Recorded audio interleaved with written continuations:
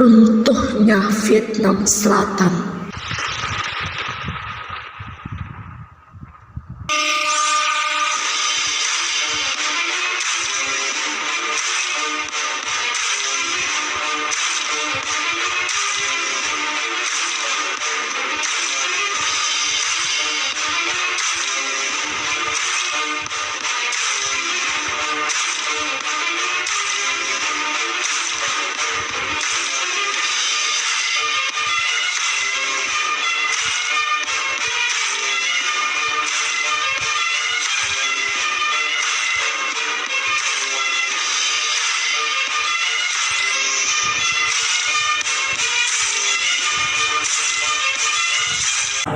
Baik, kali ini kita akan berjalan-jalan di negara Vietnam.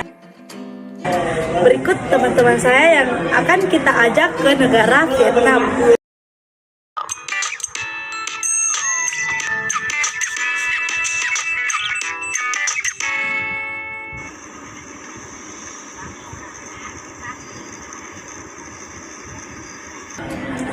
Baik, materi pertama akan dibacakan oleh rekan kita yang bernama Fardi.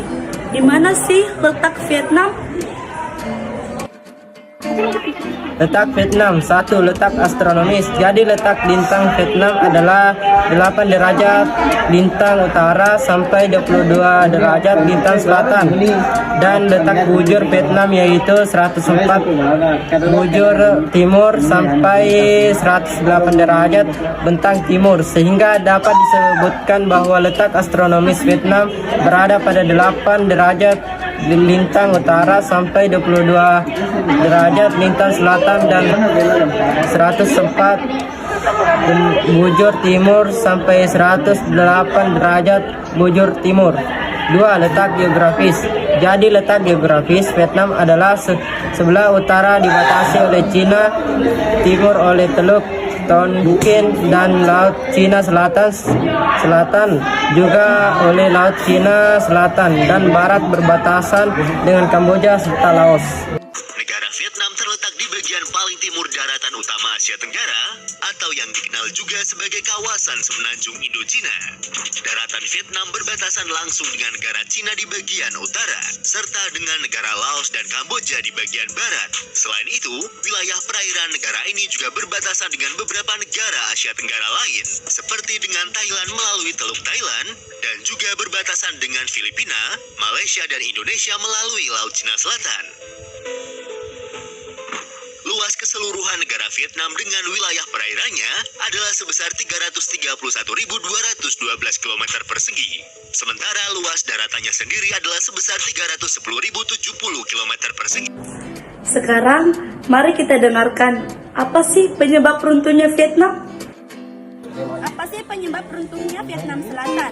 Pada 18 April 1975, Vietnam Utara mengancam wilayah Vietnam Selatan dan wilayah yang dituju adalah Saigon, ibu kota Vietnam Selatan. Masyarakat Vietnam selalu pun panik dan mulai mengungsi ke wilayah Amerika Serikat menggunakan 5 kapal induk armada yang dikirimkan Amerika Serikat. Presiden Vietnam sempat berganti 2 kali. Pertama yaitu pergantian Nguyen Van Thi ke Tran Van Huong. Nguyen Van Thi adalah presiden yang mendatangi persetujuan Paris karena Amerika Serikat berjanji mengirim pesawat B-52 yang akan mengebom Vietnam Utara jika melakukan pelanggaran. Namun hal itu tidak dilakukan oleh Amerika Serikat dan Vietnam Selatan kekurangan kekuatan militernya. Pada akhirnya pasukan Vietnam Selatan kalah akibat hujan tembakan artileri yang dilakukan oleh Viet Cong. Akhirnya pasukan Vietnam Utara mulai menduduki posisi-posisi penting di Saigon dan mengibarkan bendera mereka di istana kepresidenan Vietnam Selatan pada 30 April 1975. Hal itu menandakan menyerahnya pemerintahan Vietnam Selatan tanpa syarat kepada Viet Cong. Dan kejatuhan Saigon pun menandakan berakhirnya Perang Vietnam dengan kemenangannya Vietnam Utara. Hal ini menjadi periode awal transisi Vietnam menjadi satu negara yang utuh. Tentunya Vietnam Selatan. Semua berawal dari berdirinya Vietnam. Dulu, setelah Perang Dunia Kedua, Vietnam itu dikuasai oleh seorang yang bernama Ho Chi Minh. Dia berusaha untuk mendeklarasikan Vietnam di Vietnam Utara. Namun, Prancis sebagai negara yang pernah menjajah Vietnam itu masih ingin menancapkan kekuasaannya di Vietnam, sehingga dia pun pada akhirnya mendirikan negara boneka di Vietnam bagian selatan. Hal tersebut membuat marah Ho Chi Minh, seorang pemimpin Vietnam Utara. Dia marah karena mengapa Prancis berani-beraninya menguasai daerah Vietnam bagian selatan. Hingga Ho Chi Minh berusaha untuk merebut kembali wilayah Vietnam bagian selatan.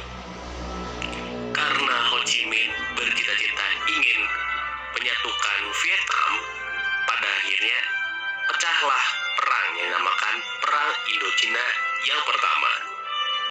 Oh, jadi itu penyebabnya sehingga terjadi perang antar saudara. Terus dampaknya bagaimana? Kak Idris, tolong jelaskan dong. Dampak dari runtuhnya Vietnam Selatan, tentunya negara baru yang kemudian menjadi Vietnam bersatu di bawah pemerintah komunis. 2. Kemenangan Blok Timur atas Blok Barat dalam Perang Indochina.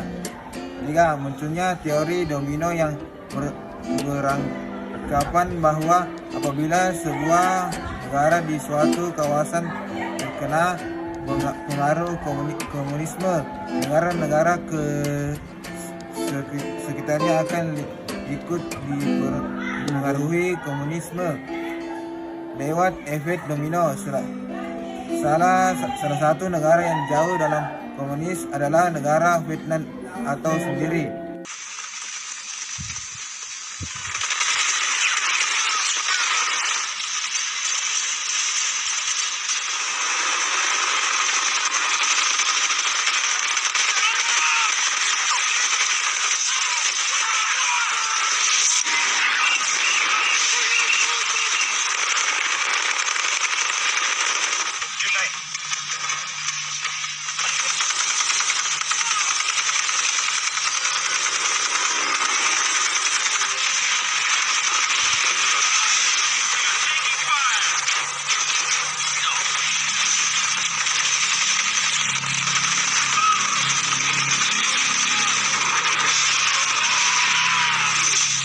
Nah, sekarang kita sudah tahu mengenai letak Vietnam, penyebab runtuhnya Vietnam, dampaknya. Sekarang kita beralih tentang bersatunya Vietnam. Bersatunya kembali Vietnam. Pada 2 Juli 1976, Vietnam Utara dan Selatan resmi bersatu setelah para pemimpinnya melakukan konsolidasi pemerintahan melalui pemungutan suara secara tertutup di Majelis Besar. Akhirnya ditetapkan pemimpin baru. Selain itu, kedua pihak telah menetapkan bendera, lagu kebangsaan, dan lambang negara yang mengadopsi milik Vietnam Utara. Vietnam dinyatakan sebagai negara sosialis yang wilayahnya membentang dari Chao Lang atau bagian paling utara Vietnam Utara hingga Chao Mau atau Semenanjung paling selatan di Vietnam Selatan. Dengan bergabungnya Vietnam Utara dan Selatan, maka Konstitusi 1959 harus direvisi agar sejalan dengan ideologi yang dianut Kongres Nasional keempat Partai Komunis Vietnam pada 1976. Konstitusi yang baru harus menekankan pada kedaulatan rakyat, mengutamakan perlunya sebuah sistem politik yang baru, bentuk perekonomian baru, budaya baru, dan sosialisme yang baru. Dari Vietnam Selatan justru dimanfaatkan oleh kubu Ho Chi Minh. Pada 18 April 1975, Vietnam Utara mulai mengintensifkan serangan militer besar-besaran dengan tujuan merebut kota Saigon, ibu kota Vietnam Selatan. Tanpa dukungan militer Amerika, pasukan Vietnam Selatan menjadi bulan-bulanan serangan artileri tentara Vietnam Utara. Sementara Amerika Serikat yang telah menarik sebagian besar pasukannya enggan melakukan intervensi militer kembali. Akibatnya, Vietnam Utara mulai menduduki posisi-posisi penting di Saigon dengan mudah. Jatuhnya kota Saigon ditandai dengan keberhasilan militer Vietnam Utara menguasai istana kepresidenan Vietnam Selatan pada 30 April 1975. Penduduk Vietnam Selatan yang melarikan diri menyebut peristiwa tersebut dengan istilah Black April. Sementara bagi Vietnam Utara, kemenangan di pihaknya merupakan langkah awal proses penyatuan Vietnam. Reunifikasi kedua wilayah secara resmi diumumkan pada 2 Juli 1976 dengan nama Republik Sosialis Vietnam. Sebagai bentuk penghormatan terhadap perjuangan Ho Chi Minh dalam mempersatukan Vietnam, kota Saigon diubah namanya menjadi Ho Chi Minh City.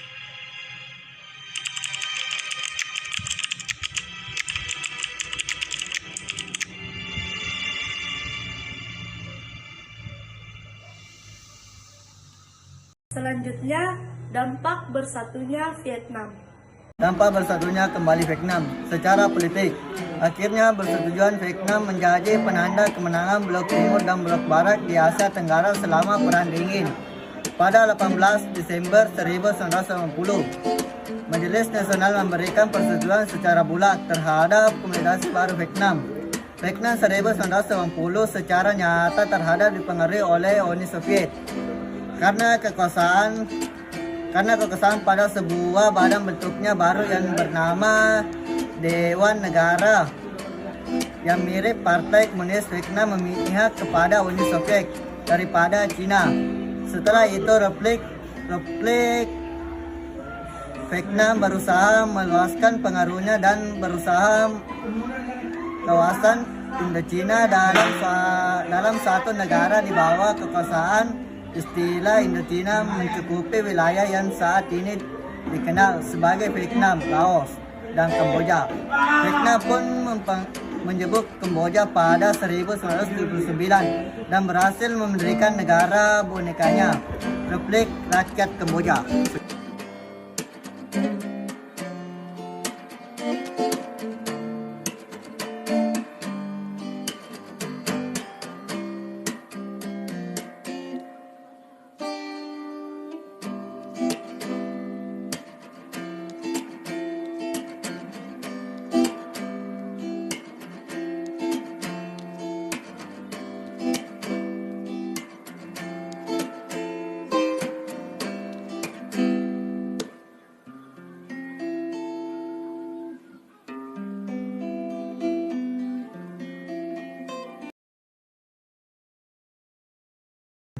Baik, terima kasih. Itulah tadi hasil presentasi kami. Lebih dan kurangnya mohon dimaafkan. Semoga bermanfaat. Wabillahi taufik wal hidayah. Wassalamualaikum warahmatullahi wabarakatuh.